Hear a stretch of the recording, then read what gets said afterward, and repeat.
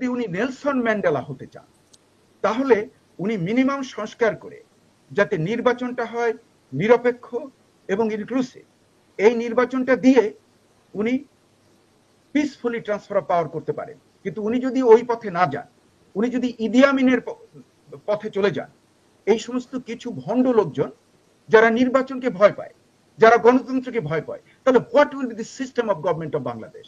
আমার মনে হয় এই সরকারের ভেতরে একটা গ্রুপ আছে যারা গণতন্ত্রের বিরোধী, তারা স্বৈরতন্ত্রের পক্ষের লোক, তারা চায় না যে বাংলাদেশে কোনো গণতান্ত্রিক ট্রানজিশন হোক, তারা চায় যে বাংলাদেশ যাতে একটা কেওসে চলে যেতে পারে, হ্যাঁ, এবং সেটারই তারা চেষ্টা করছে। এবং যারা আইনের শাসনকে মানতে চায় না, মবক্রেসি করতে চায়, ওদের এই গ্রুপ একটা বট গ্রুপ। এই যে আপনি দেখবেন যে ফেসবুকে খুবই অ্যাক্টিভ এই বটের দল এ সমস্ত ফালতু কথা নিয়ে করছে। এরা ম্যাক্সিমাম অশিক্ষিত কিংবা অর্ধশিক্ষিত অথবা জঘন্য অপরাধ। আমরা বাংলাদেশের বর্তমান যে পরিস্থিতিটাকে আমরা অ্যানালিসিস করতে হবে। একটা দুটো জিনিস হচ্ছে বর্তমানে, একটা হলো কি গণতন্ত্রের পক্ষের একটা গ্রুপ, আর একটা হলো গণতন্ত্রের বিপক্ষে। গণতন্ত্রের যে মেইন উপাদান হলো নির্বাচন। বাংলাদেশের একটা অল্প সংখ্যক লোকজন, দে আর ভেরি ভোকাল, বট টাইপের, বট লীগ বলতে পারেন তাদেরকে, ওরা হলো নির্বাচন চাচ্ছে না। এবং নির্বাচন চাচ্ছে না মানে ওরা গণতন্ত্রের বিরোধী শক্তি। হ্যাঁ, এরা হলো যে আগের যে স্বৈরাচারী সরকার তাদেরই তারা একটা বিটিমামি করবে, যে যারা গণতন্ত্রের বিরুদ্ধে। যদি ডক্টর মোহাম্মদ ইউনূসকে জনগণ পছন্দ করে, উনি তো নির্বাচনে আসতে পারে, ওনার তো দল রয়েছে। ওনার তো আগে ছিল কি নাগরিক শক্তি, ওটার উনি নতুন নাম করেছেন নাগরিক পার্টি।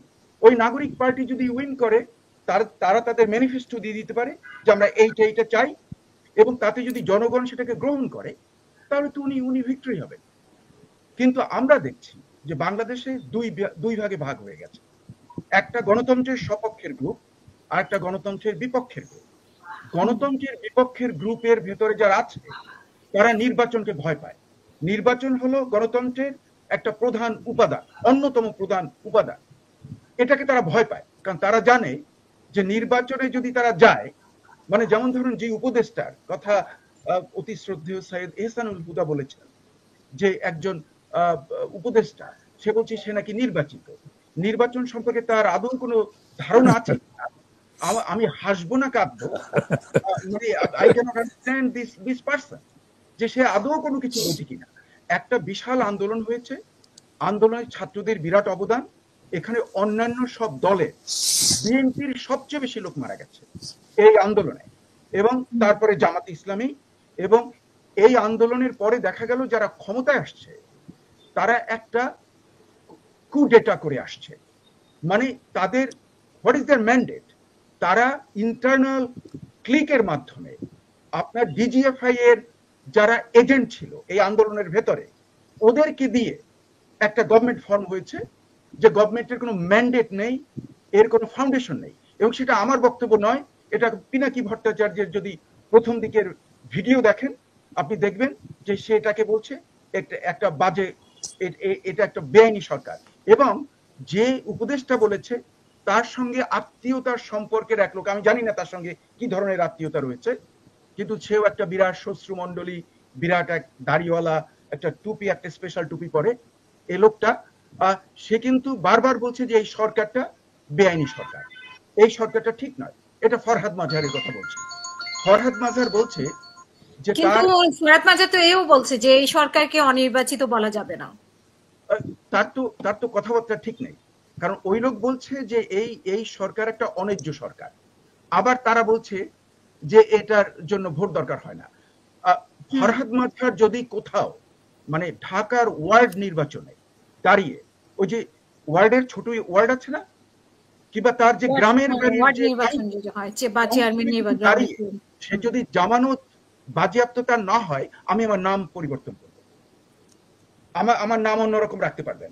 হ্যাঁ, আমি চ্যালেঞ্জ করে দিলাম যে ফরহাদ মাজার যদি সত্যিকার কোনো নির্বাচনে কোথাও নির্বাচিত হয়ে আসতে পারেন, আমি আমার নাম চেঞ্জ করে ফেলবো। একটা মানে লোকটা মানে আজব চিরিয়া, যে গণতন্ত্রের বিরুদ্ধে চলে গেছে। মানে যে গণতন্ত্র যে একটা নর, এটা নেই, সে কতগুলো ফালতু এটা সেটাকে মিক্স করে একটা একটা নতুন কি করেছে যার কোনো মূল্য নাই, জিরো, এইসব করে এই সমস্ত ধান্দাবাজি করছে।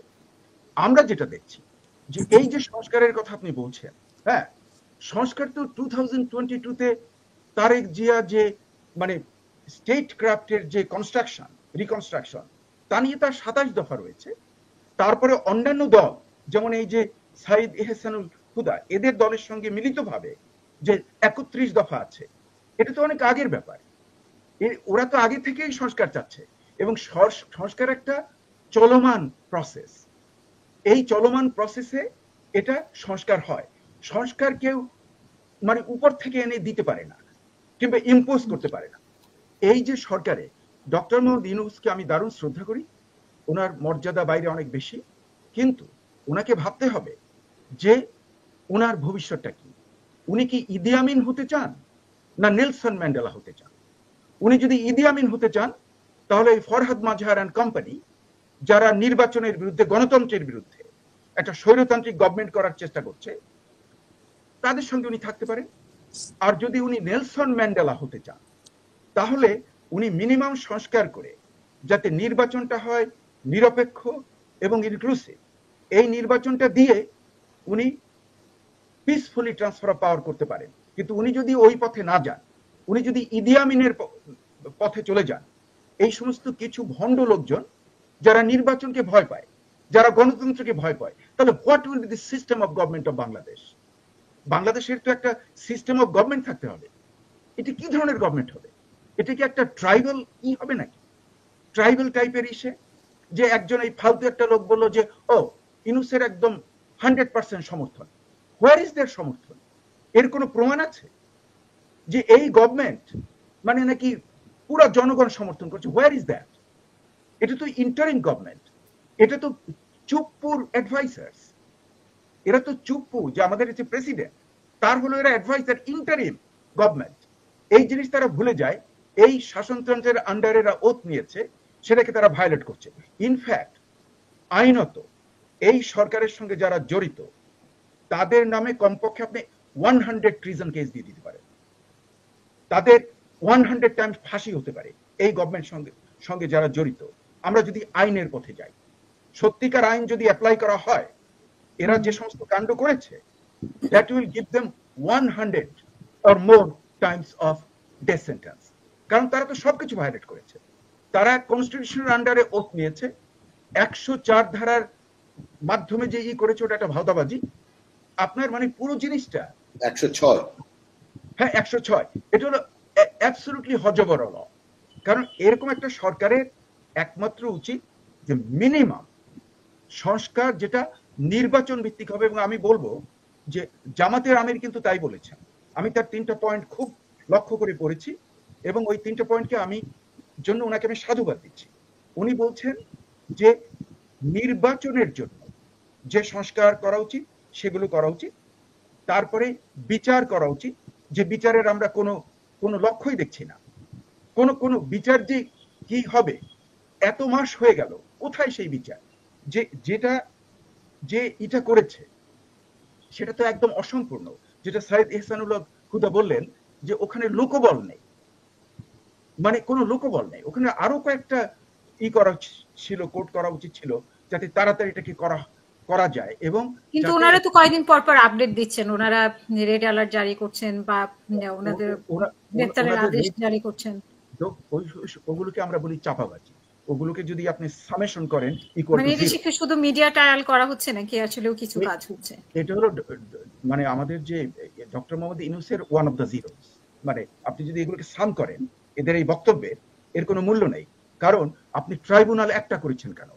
আরো কতগুলো করতেন, সেখানে লোক বল দিতেন, ইনভেস্টিগেটিভ গ্রুপ থাকতো বিরাট বড় আকারে, এবং যেখানে প্রসিকিউটর থাকতো, group of prosecutor. Where R they?